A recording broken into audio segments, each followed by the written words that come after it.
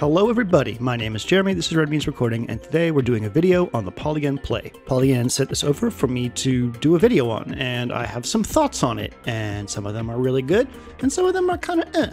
And I'm going to walk you through how it works, and I'm going to talk to you about both sides of the equation. Hi everybody, this is Future Jeremy. I'm in the future of the video that you were watching just a second ago. I'm actually going to be watching the video that you're watching, and I'm going to be commenting on things that were fixed or not fixed in 2 firmware upgrades that have happened since I filmed this video. Literally right after I filmed it, they had the firmware update, which allowed you to export stuff from the Play, and that's kind of a big deal. There's been another one that allows you to, I believe, edit the master effects. So it's been a while since I've touched the Play, but I want to make sure that I include this information in this video because it is called a thorough look. With that said, let's get into the Play. So what is this thing? Well, it's an 8-channel sample-based groove box. It does not sample into it. It plays samples back. It has a lot of really interesting and clever algorithmic and generative sequencing techniques, and some interesting performance stuff as well. To get started here, we're going to need to load some samples into our project. So File, New Project, and let's do it. Click Samples. Now, here I have some options. I can look at the samples I've already loaded into the pool. I can load an entire pack, and there are a lot of actually pretty decent packs that come with our friend here.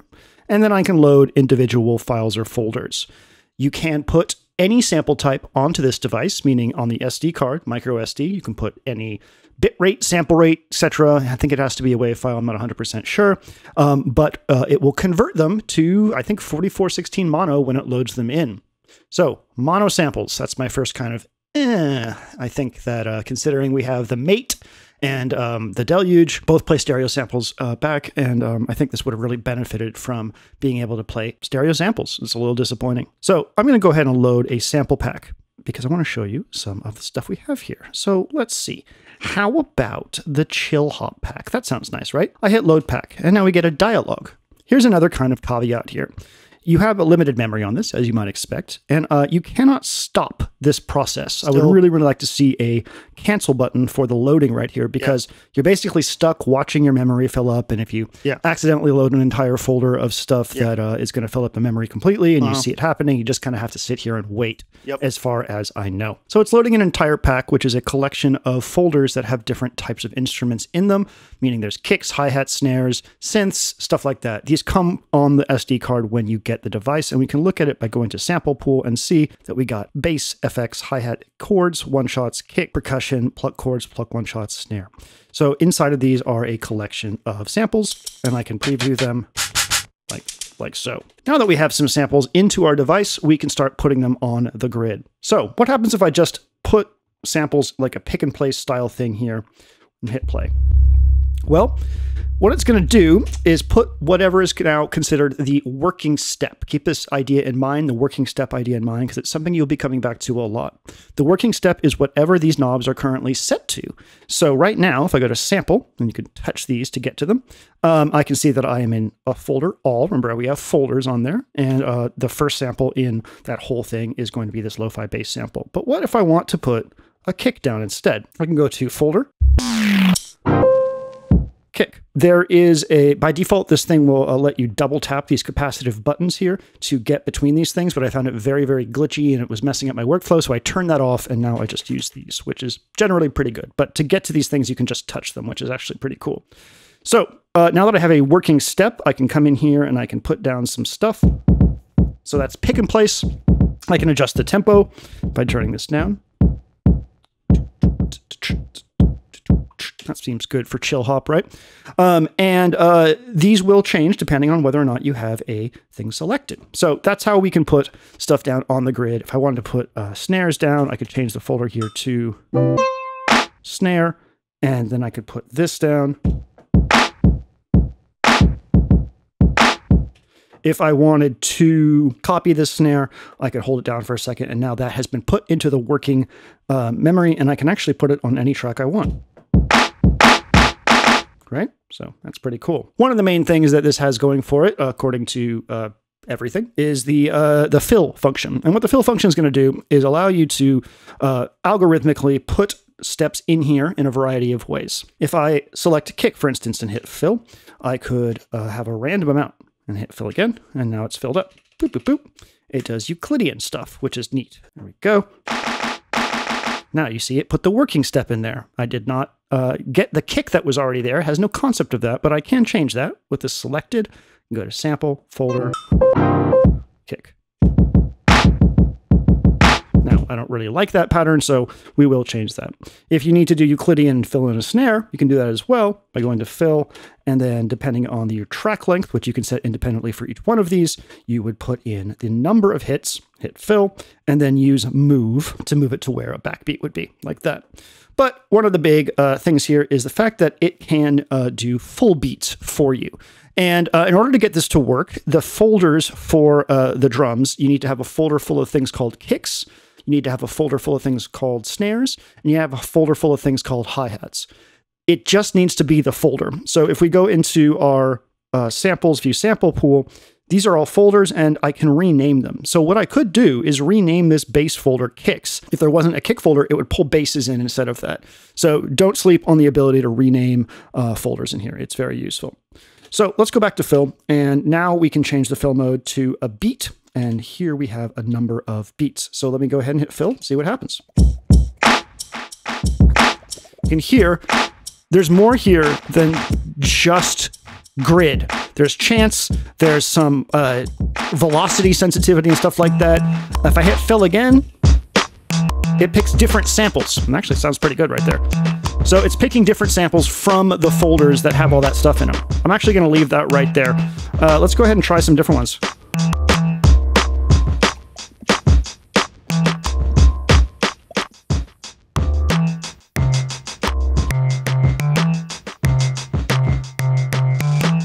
Let's do drum and bass for this.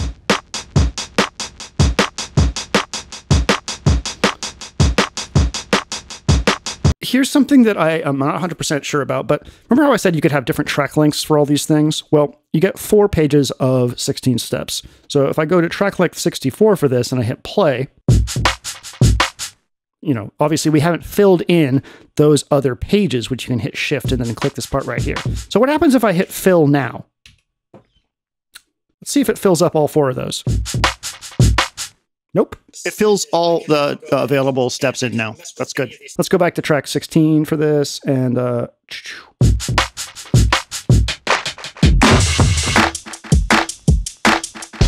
okay, so what if I wanted to make some adjustments to these individually? Well, we do have a fair amount of controls here to do that. So this is where some of the interesting stuff comes into play. So let's start with our hi-hats, which are right here. They're kind of boring, right?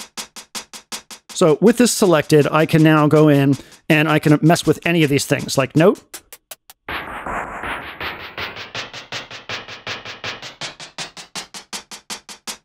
volume, panning.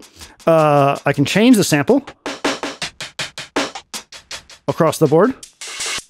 I like that one. I can change the track speed.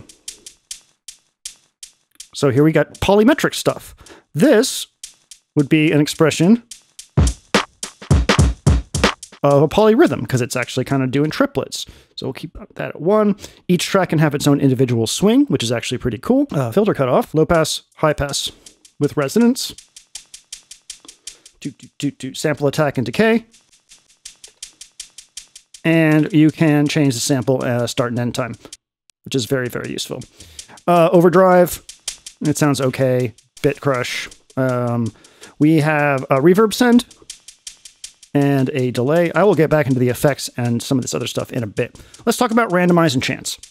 So this is one of those things where I really had to dig into the manual to understand what was going on, because unlike some people have claimed, this thing is only mildly intuitive. It really, you're going to need to sit with the manual. Like there's some stuff in here that was like super confusing to me, and I am still not 1,000% like just speedy with it. I've had this for about 5 days now, and I have gotten to know it really well, but I did that by looking at the manual. So please always RTFM. Randomize is an effect. It's an offline effect, which I'll explain in a second, that lets you randomize parameters according to this stuff right here. In order to get the most out of this, I'm going to go ahead and make this track 64 steps, and I'm going to go ahead and put, I'm just going to get fill, and I'm going to go back to Euclidean and put, let's see, 16 events.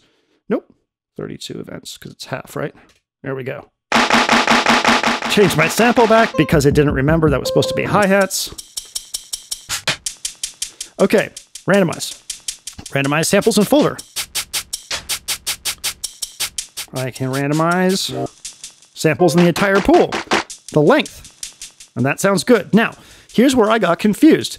If I undo this, randomize goes away, and I'm like, why? Like, shouldn't randomize be like an effect that stays? No, you have to hit save. And now it's baked that randomization in here. I'm going to talk a little bit more about this in a second, but we can basically just go through here and add some more randomization. I don't want texture. I don't want octaves. Space. Sure, why not? Let's go ahead and save that. And then these nuke ones are basically just like crazy shit. I don't want any of that. Okay, so randomize. You have to bake it in. And the issue that I find here is that chance, which is the other thing that sort of does more generative algorithmic stuff, doesn't bake in. It's always happening. You can go and adjust it anytime. It is in real time. But there's not feature parity between randomize and chance. Yeah, like this is unfortunately still a thing. Randomize can't do, and randomize has things that chance can't do. And I really, really, really don't like that. I want to be able to have feature parity between these two things. I want feature parity between chance and randomized. Step, which is sort of like whether or not a step even plays, which is really, really useful. This is basic probability, but I don't want to necessarily dedicate chance to that because there's some really cool options in here, like random note, which we will get to when we start doing melodic stuff. We have the octaves. We don't even have the like 2 octaves like we do in randomize. Repeat's actually pretty cool. Can get very glitchy with this. And then sample start, standard, and humanize. I'm going to put repeat on here. I like that a lot.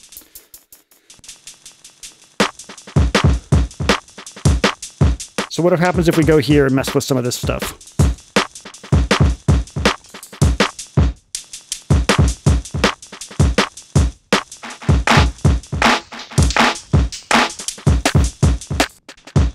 I'm going to leave that the way it is. I like that kick. Okay, let's go make a new track.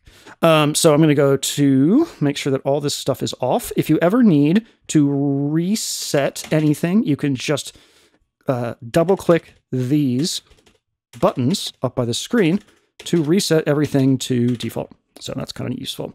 So let's go to folder. I'm going to use one-shot keys here, and I'm going to put this down here. There's a couple ways that we can get note values into this, right? We're going to set a scale mode up so that everything's going to be in key. When you set a scale mode, everything stays in key, as long as the samples are all pitched correctly, meaning that you have the same root note.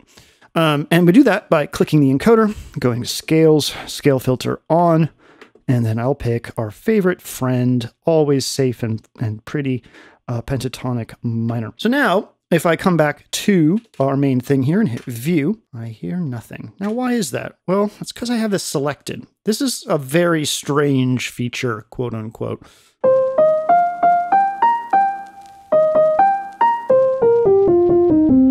So there's our keyboard, right?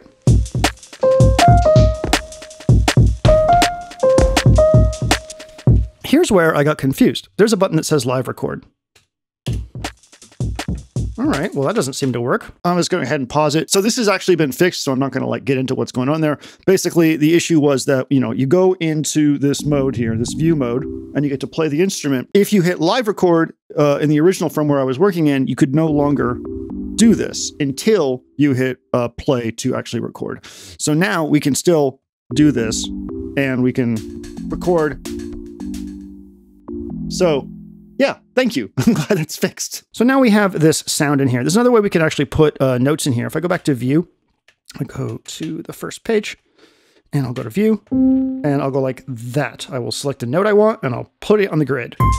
And it's the wrong... Why is it the wrong octave? Okay, now it's fine again. No idea why. So let's go ahead and select this. Turn up some reverb. And let's listen to some reverbs. Okay, I'm going to pause it here. There's no reason for me to go through these presets because while they do still exist, one of my major gripes with the system has been addressed in the most recent firmware, and that is you can now edit the effects. We will go into Master Effects, Reverb, And first of all, you need to set your reverb type to custom. So all the way at the bottom of the presets, we have custom. And then you can go into custom parameters. Let's go ahead and set all of these to custom. Okay, custom parameters, reverb. So we have dampening.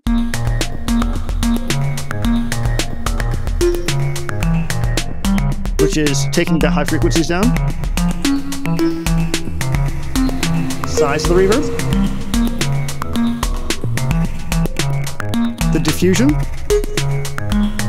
And the pre-delay. So this is great. Really, really awesome. Even more so awesome is the ability to customize the delay. So let's go back to here. Our delay is up. And then we will go back to here, go to delay. Here it is. We actually set all of this here.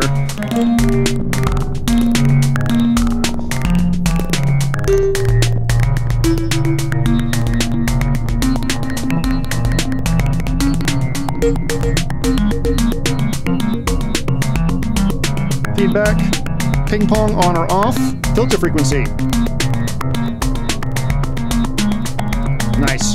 And then ping pong ratio. Very cool. So now the delay is actually usable. Let's go ahead and turn this down a bit. That's not all. We also have our sound, which is basically EQ and stereoization.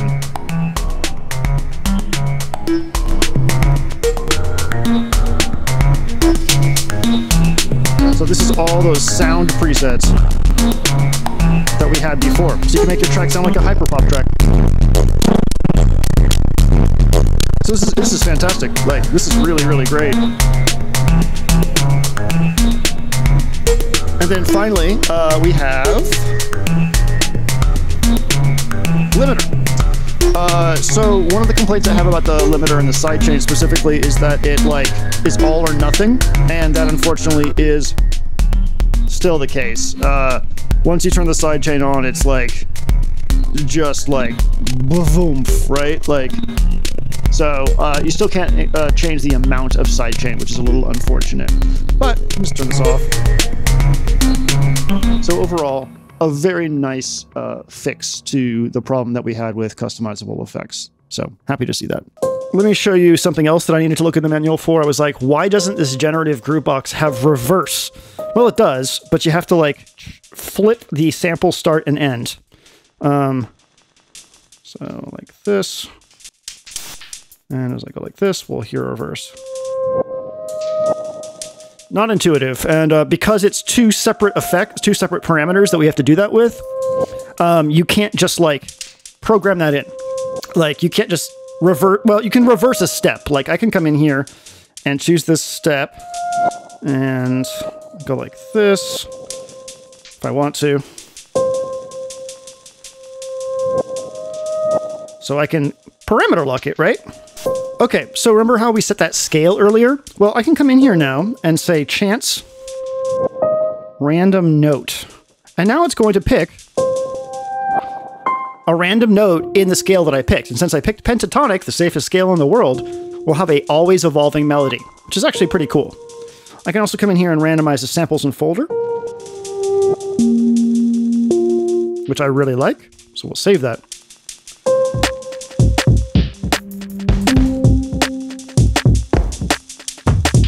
Let's get some bass in here, shall we?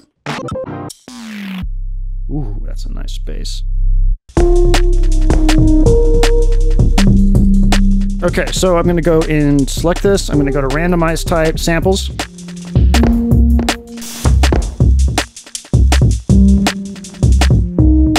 And chance, I will do a random note.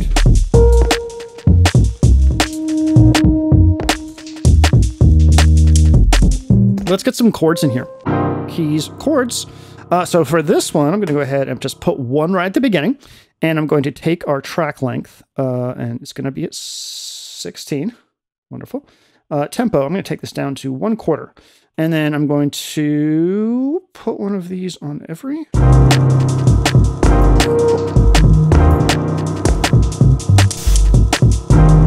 All right, actually, I'm going to make this 64. Just repeat that figure. Okay, cool. I will then do randomize samples on folder. Save.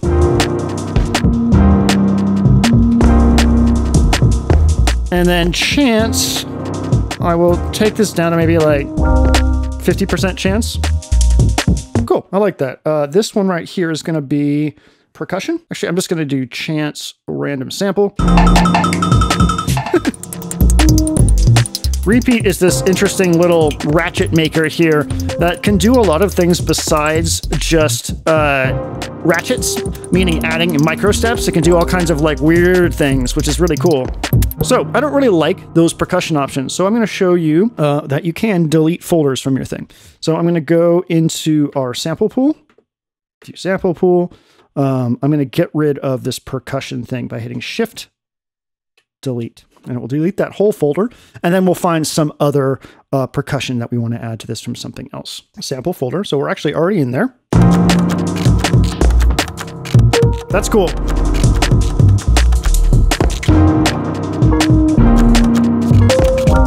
I really like that.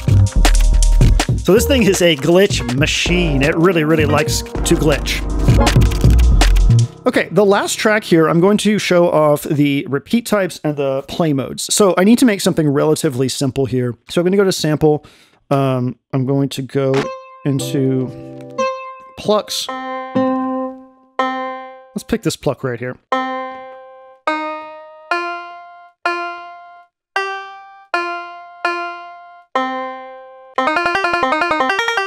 You like that? It's my cyber banjo. So play modes, what are these? Well, you can see our track length is here. We've already been messing with that. Play mode here is forward. It goes forward. Play mode, reverse. All right, so far so good.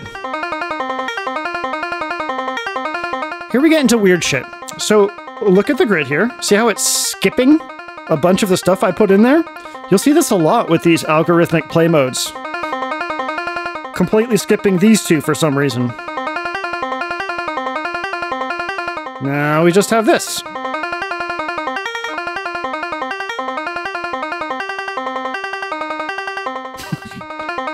Very kind of haphazard in how they deal with the material that you've put on the grid.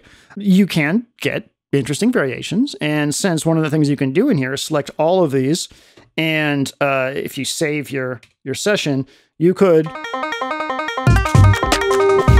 go into play mode and mess everything up.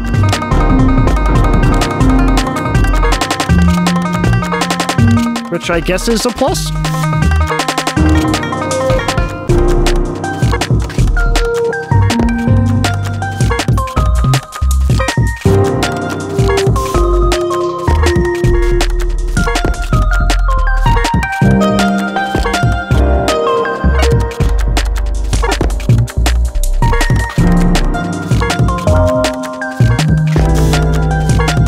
Okay, let's go back to our effects and talk about the sound presets. So these are a collection of sort of like presets to make your thing sound different ways. And they include EQ, compression, mastering effects kind of thing. They even include stereo widening. So for instance, this is our flat mix right here. If I go to sounds good, let's listen to the difference here. Here it goes. Hear how that just like brought everything up and wider? It's actually really nice. So that's cool, right? Oh, getting a little clipping now. Let's go back to sounds good. Turn the volume down a little bit. Okay. We also have a master limiter, and the limiter can be a couple different flavors. So we'll go into the limiter, squishy. I'm not going to go through each one of these because I'm not quite sure, again, what each one is supposed to do. And limiters are a bit more difficult to kind of pick out than something like a bunch of mastering effects all being applied at once. If we go into sidechain, though, things start to get a bit interesting. So I'm going to pick sidechain track 1. What's a sidechain? Well, it means that whatever's on this track will trigger a volume duck on everything else. And this is really common in like French house and different varieties of things, but here's my issue with it. I'll turn the tempo down a bit. So As of 1.01, actually, no, 1.20, the firmware I'm on, there's no way to opt something out of a sidechain. And that's not how one usually sidechains. Like, all stuff here is like squished against this sidechain, including my backbeat right here, which is not normal. So being able to opt out of what sidechaining what would be very, very nice, because it's very rare that I want to sidechain my entire mix against my kick. So again, the sound presets, these are really great to have, explore the presets, but just know that basically it's a multi-band EQ with the bass boost and the space function. Space function is going to give you probably like the most bang for your buck in there. It's sort of a maximizer, sort of stereoizer kind of thing. So definitely get in there and try to customize your own stuff, because I think that's going to be a big part of getting a good sound out of this thing. All the issues that I have with this sidechain are still present as of the filming of this video, unfortunately. Let me save this session and then we'll talk about the last few things. If I go to File, Save Project, here is the projects here. Now I can type in a folder name if I want, but I've just been doing these auto name things because they're fun, like Freezing Grin, Skillful Toothbrush, Straight Lip, Plastic Dissonance. That sounds like an Aphex Twin track. Get up in there. All right, as this is saving, I will tell you an introduction to variations and patterns. Patterns. Each one of these can be a pattern. A lot of patterns. That's good. Inside of each pattern, we can have something called variations. Each one of these can be a variation of the tracks we just wrote.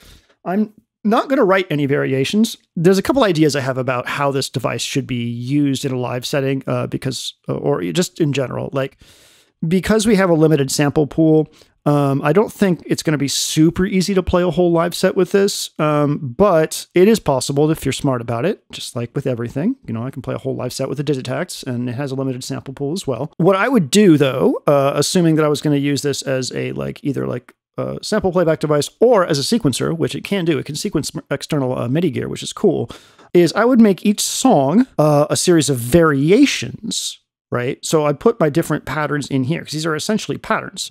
And then I would make my patterns, I would make these a song. So the individual pattern for the song would be inside the pattern as a variation. That would give you an immense amount of content to work with from a sequencing standpoint, which I think would be pretty cool. Before we get into Perform, they do have like an Electron style sort of like save and recall thing for your pattern. If I go ahead and hit save right now, session saved. Okay, so you can't save while you're on randomize. So if I select all this stuff and I start messing with all these things, things are going to get kind of weird. It may be kind of cool.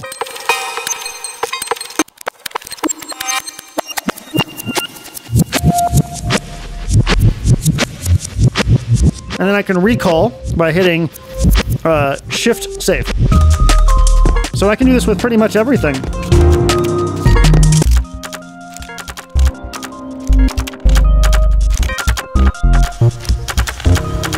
Which is pretty cool, right?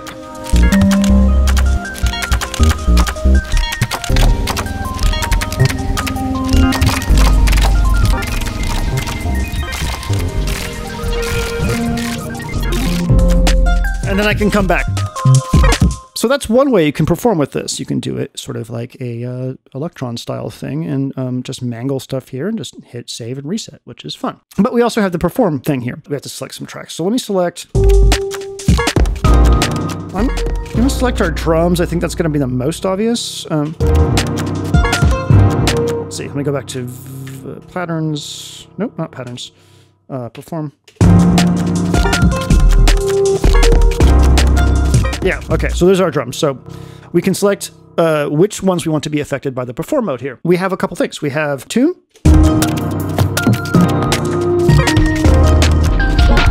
high pass, low pass, bit depth, overdrive, rearrange,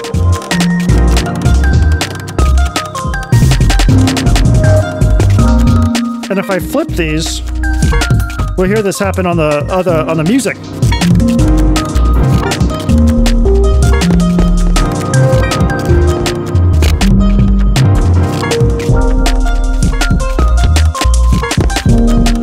We have repeat functions, so this stuff.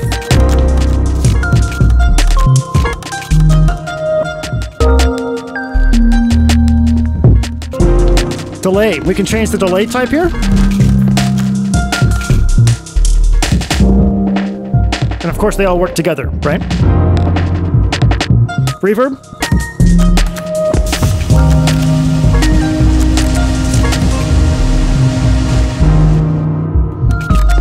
Loop here is a little weird because it ignores what you've had selected. It loops everything, which is a little disappointing because this is one of my favorite effects.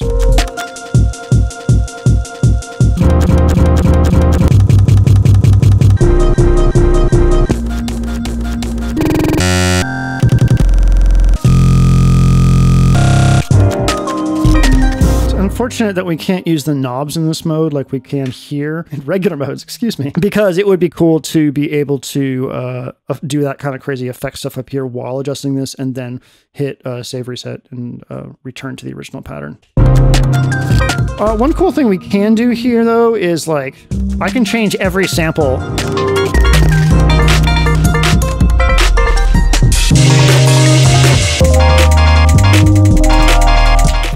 For some reason you wanted to. One more thing I want you to be aware of is if I wanted to use this live, and I wanted to go to my next thing, it's going to cut off the sound completely.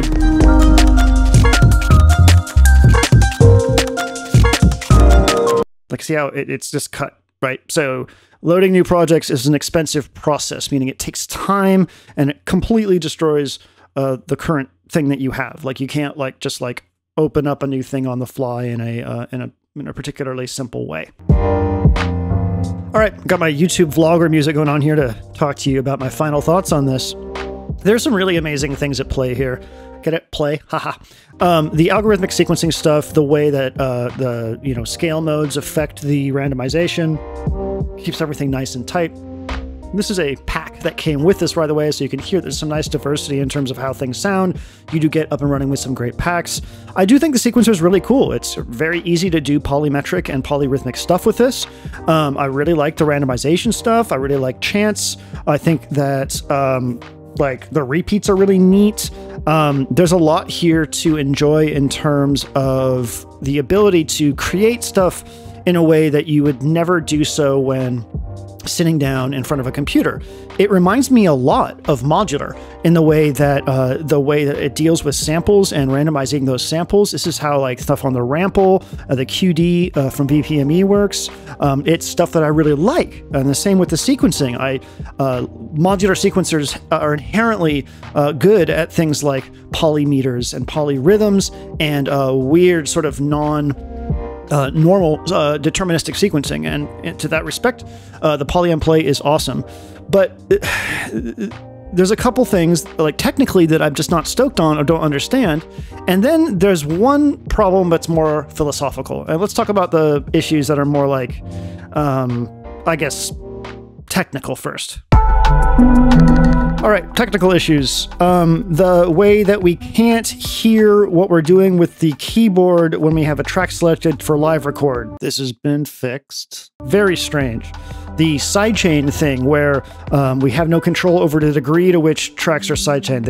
It's all or nothing. That's still a thing, unfortunately. The lack of feature parity between randomize and chance. Unfortunately, still a thing. Also, there's the thing where we can't stop an incoming folder from being loaded when we know it's going to fill up our memory. Kudos to them, though, for the ability to auto-name things when we're going through stuff and rename folders so that they work with the fill function, which is really, really good. I'll stop myself right there, or computer voice. That's, of course, the big thing that got changed about the Play.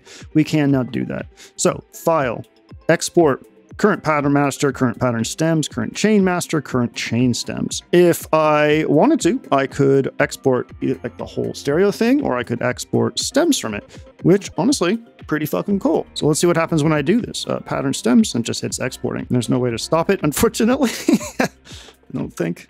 No. So again, some cancel functionality would be nice in some of these longer things that take, commitment in terms of time and disk space. So let's talk about the philosophical issue I have with this device. And this actually comes from Ben Jordan's review of it. I love Ben. This is not a dig at Ben. But one of the things he makes a big point about saying is that this box is going to get you making music fast and will help you finish tracks. I do believe that it will get you up making some form of music fast if you kind of understand the basics of it, understand sort of the concepts of generative sequencing, and jive with how it creates patterns and kind of read the manual and understand it, right? I don't believe that this will really help you finishing tracks. In fact, I think it's going to be exactly the opposite, and I'll tell you why. I have a lot of students who come to me asking how to break out of the loop, 4-bar, 8-bar loop kind of thing. And this seems to be a very, very common issue with people that are making music. It's been an issue to me as well. So people will get a 4 and 8-bar loop of, this works in 4 bars, and they will be like, okay, well, what do I take this next? And the play is going to make that even worse because of the way it generates, the way it's algorithmically generative. It's going to make things that are more difficult to parse from a contextual sort of standpoint in terms of arrangement. I'm going to pause myself there. I don't think it's going to make it worse. I just don't think it's necessarily going to facilitate in a simple way the progression of an idea through 3 or 4 minutes of music. If you have a good sense of how to use contrast in your arrangements and in your productions and know where to reach for those in the tool that you have in front of you, then I think the play is actually going to be pretty dope for people in terms of finishing music. I don't want to say that you can't finish tracks on it. I think that's ridiculous. I just think that the mindset that you need to take something that sounds like this sort of generatively creative thing where, yes, it's giving you the start, but if you don't understand how to follow through with that, you're not going to actually be able to finish a track on it. It's just like if you sat down in front of any DAW and hit play on a demo or stack some loops together, you'd be like, okay, this is cool. What do I do next? That problem still persists. Ultimately, there's a lot to like about the Polygen Play, but I think, like Ben said, the thing it comes down to is the word play. This is a machine that you interact with in a sort of playful way. It surprises you. It's very easy for it to surprise you, and you can wrangle that generative sort of system into something that sounds pretty cool. I think one of my favorite things about this is to create these complex systems that just kind of play, and I kind of just enjoy them. Kind of like with Modular. I think this is probably an ambient beast if you can get the right samples onto it. You could make a 4-bar pattern that would constantly shift in the most interesting ways. But I don't think it's a very good songwriting device. I think that it's going to be more difficult than simple. But again, I really do think the play is really cool. I'm not trying to discourage you from not getting it or getting it either way. I just want you to be aware of how it works, what it does, what its limitations are, and also just be aware of how you think about music and whether or not this device is going to help you or just make it more complicated for you from a philosophical standpoint. That's all I have to say. Polyend Play. Thank you for Polyend for polyending this polyend. Poly end play. My name is Polly. This is Play Means Recording, and I hope you have a really wonderful day. Bye. Bye. Bye. Thank you. Thank you so much. It's so good to see you again. Goodbye.